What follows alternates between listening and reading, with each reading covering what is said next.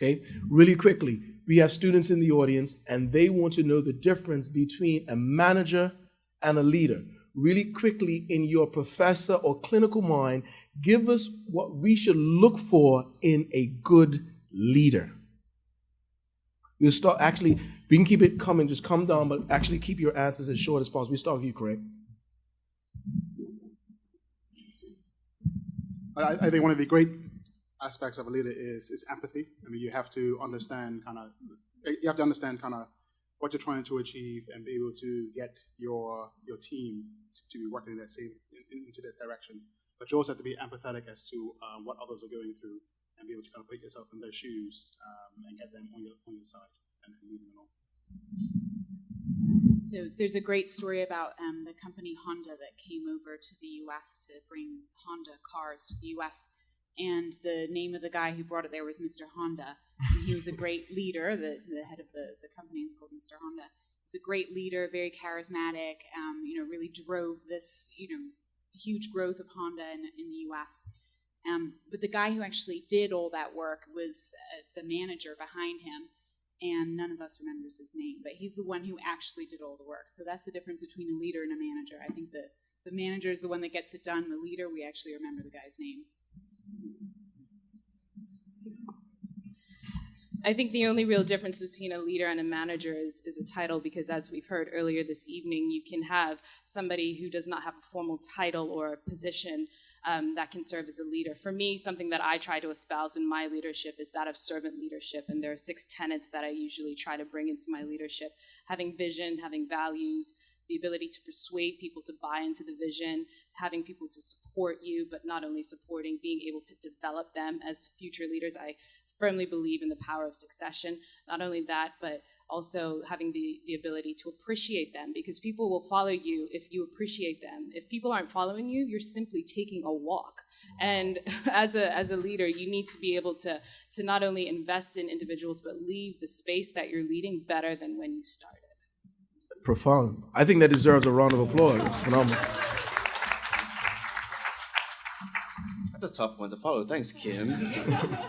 For me, leadership is about inspiration and inspiring people to do things they would not ordinarily do on their own steam, with the knowledge that they have, without being able to speak to you as a leader and engage your knowledge, understanding, and encouragement. So for me, it's all about inspiration.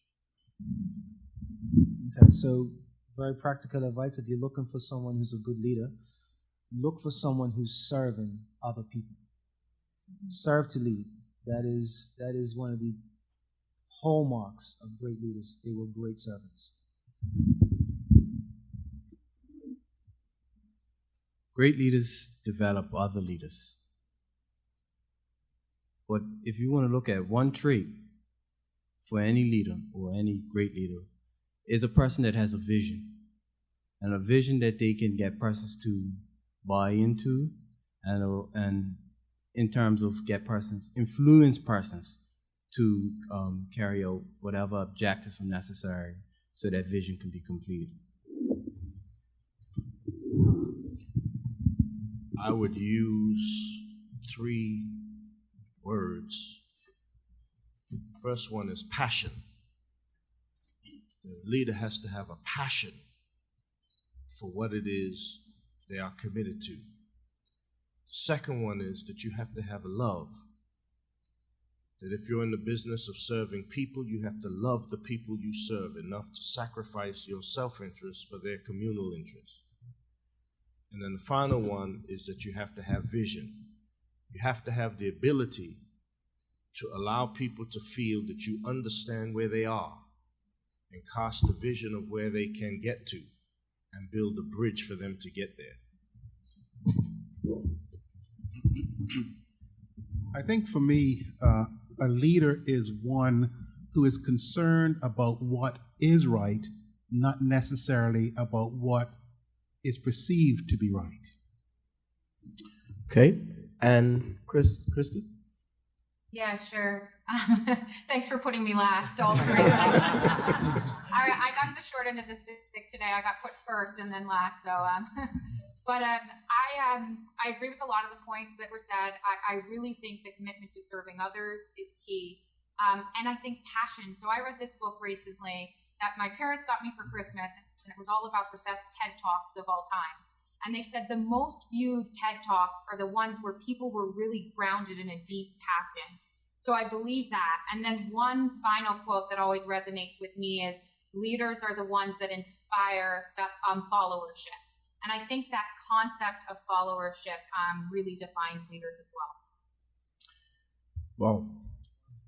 Ladies and gentlemen, we have about 30 questions that we actually wanted to go through, and we actually did not even get an opportunity to go through our panel. But sometimes life gives you such a full basket of information, you have to let it go where it leads. And I want to personally say it was my honor, esteemed honor, to have the privilege of facilitating this meeting. I don't want to steal the next person coming up, Mr. Wade. So at this point in time, you'll get our official thanks from Brother Wade. Good evening, all. On behalf of the Men Speak organization and the Brothers of Alpha Alpha Fraternity Incorporated, Epsilon, Theta, Lambda chapter, we would like to thank you all for coming out this evening. To our panelists, we know that your time is very precious, so we appreciate you donating it to us this evening. And to all those in attendance, we hope that you will leave here today with a better understanding of diversity and leadership and some thought-provoking, I guess you could say, questions and ideas to take from this symposium. So with that being said, we thank you for coming and have a wonderful evening.